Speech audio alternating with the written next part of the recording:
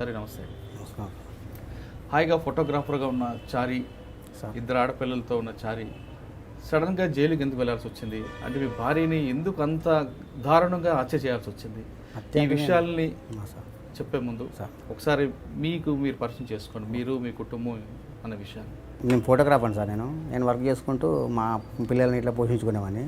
అప్పుడు నేను వరంగల్ శివనగర్లో ఉండేవాడిని సార్. అప్పుడు అంటే 1995లో అప్పుడే 93లో ఫెయిల్ అయింది. అది 95లో 2004లో మా ఆవిడ చనిపోయింది. అయితే ఎప్పటికీ నేను ఫోటోగ్రాఫ్ పోతే నేను ప్రోగ్రామ్స్ ఉన్నప్పుడు నాకు లేట్ అయ్యేది, ఇంటికి వచ్చేసరికి లేట్ అయ్యేది. ఎందుకు ఇంత లేట్ అయింది అని అనుమానం బాగా పడేది. అరే అని అట్లా కాదు, నేను వర్క్ చేసుకుంటప్పుడు మన ఫోటోగ్రఫీలో అలా చేస్తే అట్లాంటి డౌట్స్ ఉండకూడదు అని చెప్పేసి ఒకరోజు తిట్టిన బాగా. తిడితే అప్పుడు నాకు తెలియకుండా ఆమెకు ఒక 50,000 రూపాయలు బ్యాంకులో బ్యాలెన్స్ వేసినట్టు. అయితే నాకు తెలియకుంటే మా అత్తవారు వాళ్ళకు 50,000 ఇచ్చిండు. ఇచ్చినాక 2 సంవత్సరాల తర్వాత ఒక ఫ్లాట్ కొన్నాను సార్. నేను మా మండలభిషేకం నర్సంపేటలో మండలభిషేకం ఫ్లాట్ కొన్నా. ఆ ఫ్లాట్ డబ్బులు కావాలి, మరి నువ్వు డబ్బులు ఇవ్వమంటే అప్పుడు మా నాన్నకి ఇచ్చిన అని చెప్పి లాస్ట్ అంటే ఒక 2 years తర్వాత ఇచ్చిన తర్వాత, అరే నువ్వు అడకరా పో అని చెప్పి అక్కడ నేను ఇస్తావా వస్తావా అని మా మామూలు ఇంటికాడ, నా ఇంటికాడ కూడా కాదు, మా మామూలు ఇంటికాడ బెదిరించి అది బెదిరిద్దామని ట్రై చేసింది. గ్యాస్ని పోసుకుని చనిపోతే డబ్బులు ఇవ్వదని బెదిరి, నువ్వు సస్తా సాగు బతుకుతా బాగు అని మా మామ అన్నాడు. ఆల్రెడీ అక్కడనే చేసుకున్నది, అది గ్యాస్ని పోసుకొని చనిపోయింది. అప్పుడు నేను హన్మకొండ ప్రింటింగ్ వచ్చి అది నాకు ఫోన్ చేసి ఇట్లా అయిందని అనగానే నా దగ్గరికి వస్తే వాళ్ళ మీద ఏ కేసు పడుతుందని చెప్పి నా మీద వాళ్ళు తోసేసిండు. అక్కడ మహిళా సంఘాలు ఉన్నారంటూ. ఆ మహిళ చనిపోయింది మీ ఇంటి దగ్గర కాదు, మా ఇంటికాడ కాదు సార్, వాళ్ళ ఇంటికాడ, మా మామూలు ఇంటికాడ. అయితే చనిపోయిన తర్వాత అప్పుడు నేను పోగానే నువ్వు ఆ సమయంలో మీరు లేరు? నేను లేను సార్, హన్మకొండకు వచ్చిన ప్రింటింగ్ వచ్చిన. అయితే అక్కడికి వచ్చిన తర్వాత నేను ఫోన్ చేయగానే ఇమీడియట్ వెళ్ళిపోయాను. నేను ఇంటికి పోయినాక ఇట్లా జరిగింది, నువ్వు టార్చర్ బాగా పెట్టినావు అని వాళ్ళు మాట్లాడినట్టు. యాక్చువల్గా ఆ ఇంటి పక్కన కూడా వాళ్ళు ఆల్రెడీ చెప్పేసిండు.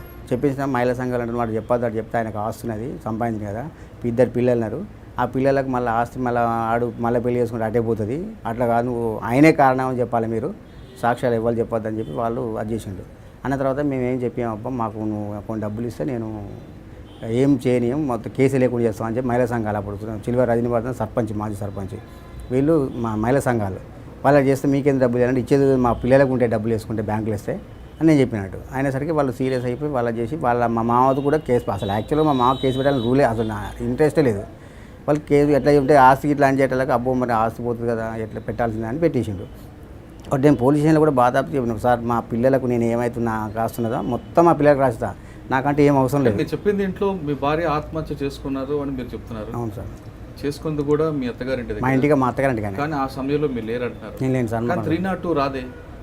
అట్లా అంటే చనిపోవడానికి కారణం ఈయనే టార్చర్ పెట్టి చంపిండు. 306 ఉంది, 304. ఫస్ట్ 306 పెట్టింది సార్, 306, 304B పెట్టింది సార్. తర్వాత యాక్ట్ వస్తుంది.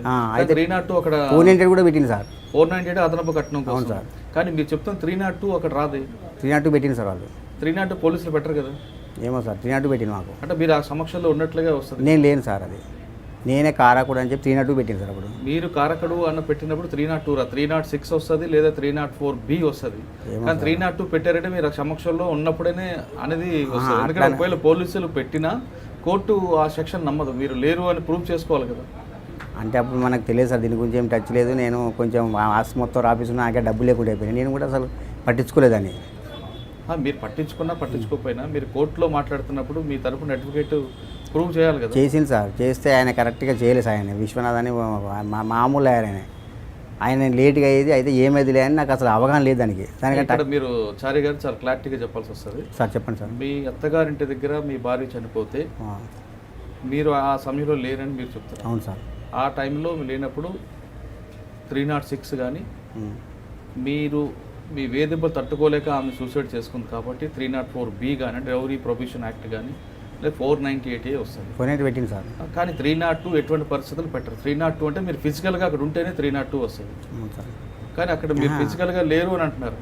అయితే అట్లా కాదు సార్. అయితే నేను మళ్ళీ వచ్చినా కదా సార్, వచ్చినాక వాళ్ళు నన్ను బెదిరిస్తాను, నేను వెళ్ళిపోయినా సార్. నర్సంపేట హన్మకొండకు వచ్చిన భయపడి, దానివల్ల నాకు 302 పెట్టింది సార్. నేను ఆల్రెడీ ఆమె చనిపోయిన సమయంలో వచ్చి నేను ఎంబడే వాళ్ళు కొడతారని భయపడి వెళ్ళిపోయాను. నేను నామినే పెడతాను, వాళ్ళు నామినే నేను చేసి భయపడి నేను వెళ్ళి సమక్షంలోనే అంత కిరోసిన్ పోసుకుందాం.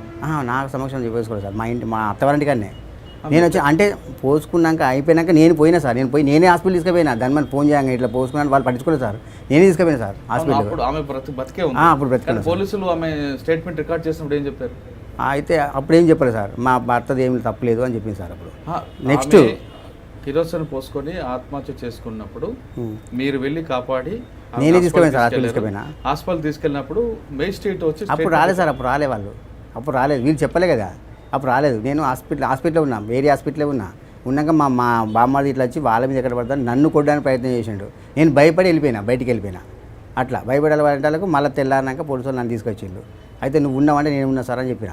అక్కడ అన్నాక అప్పుడు నా మీద పెట్టేసింది సార్. అంటే అప్పుడు బతుకుందో? బతికాము సార్, 3 రోజులు బతికింది సార్. మరి అప్పుడు ఏమైనా పోలీస్ స్టేట్మెంట్ రికార్డ్ చేయలేదు? స్టేట్ చేయలేదు అప్పుడు. అయితే చేసింది సార్, పోలీస్ రికార్డ్ చేసిండు.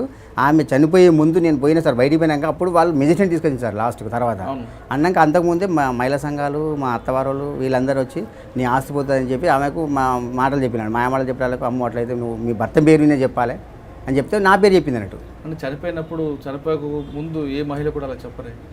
చెప్పింది సార్, అట్లా చెప్పింది సార్. అట్లా మా పాపలు అవసరం అనుకుంటే మా పాపలు తీసుకురామని తీసుకొస్తాను నేను.